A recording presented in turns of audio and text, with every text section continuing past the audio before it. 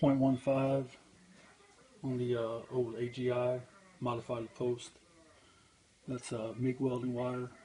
I just get it from my job. I heat it, and then beat it with a hammer to get a flat.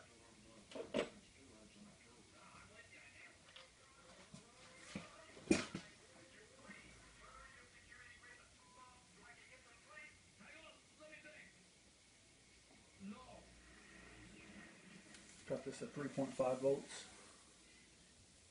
I'm almost out of this is that PEX cap, 1-inch PEX cap, not the 3/4. I had to put some different O-rings on it, but it works alright.